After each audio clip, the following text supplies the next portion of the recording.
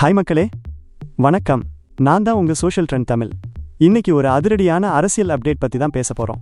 அதாவது சமீபத்தில் நம்ம அமமுக பொதுச் செயலாளர் டிடிவி தினகரன் ஒரு பரபரப்பான அறிவிப்பை வெளியிட்டுள்ளார். மேட்டரே என்னன்னா, அதிமுகவோட கூட்டணி கிடையாது. இது ஒரு சாதாரண அறிவிப்பு இல்லைங்க.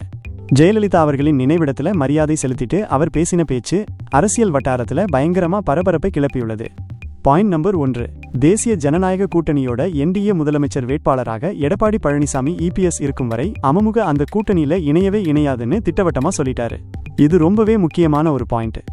இபிஎஸ் மேல அவருக்கு இருக்கிற எதிர்ப்பு இங்க வெளிப்படையா தெரியுது. பாயிண்ட் நம்பர் 2, முக்கியமா மத்திய உள்துறை அமைச்சர் அமித்ஷாவை சந்திக்கிற திட்டம் எதுவும் தனக்கு இல்லைன்னு சொல்லிட்டார். ஒரு தேசிய கட்சியோட இவ்வளவு பெரிய தலைவரை சந்திக்க மாட்டேன்னு சொல்றது இவரோட முடிவில் அவர் எவ்வளவு உறுதியா இருக்காருன்னு காட்டுது. பாயிண்ட் நம்பர் 3, எல்லாவற்றுக்கும் மேலாக வரும் தேர்தல்ல துரோகம். அவர் இபிஎஸ்ஐ தான் அப்படி சொல்றார். வீழ்த்தப்பட்டு அதிமுக மீண்டும் ஒன்றிணைக்கப்படும் அப்படின்னு ஒரு உறுதிமொழியை எடுத்திருக்கார். இதை பார்க்கும்போது இவரோட அடுத்த மூவ் இபிஎஸ்க்கு எதிராக இருக்க போகுதுன்னு தெளிவா தெரியுது. இப்போ இதோட அரசியல் பின்விளைவுகளை பார்ப்போம். இந்த முடிவு என்ன பண்ணும்?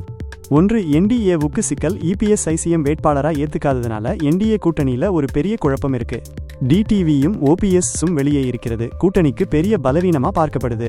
2, அதிமுக தொண்டர்கள் துரோகம் வீழ்த்தப்படும்னு இவர் பேசுறது அதிமுக தொண்டர்கள் மத்தியில ஒரு சலசலப்பை ஏற்படுத்தலாம். இவங்க 2 பேரும் இபிஎஸ் டிடிவி மறுபடியும் ஒன்னு சேர வாய்ப்பிருக்கா இல்லையான்னு ஒரு கேள்வியை உருவாக்கலாம். 3, அமமுகவின் அடுத்த மூவ். இப்போ என்டிஏ கூட்டணியில இல்லைனா அமமுக தனியாக ஒரு கூட்டணி அமைக்குமா, இல்ல வேற ஏதாவது புதிய கூட்டணியில இணைவார்களா?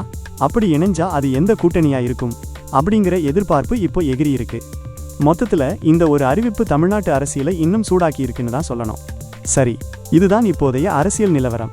இந்த முடிவை பத்தி நீங்க என்ன நினைக்கிறீங்கன்னு கமெண்ட்ஸ்ல சொல்லுங்க.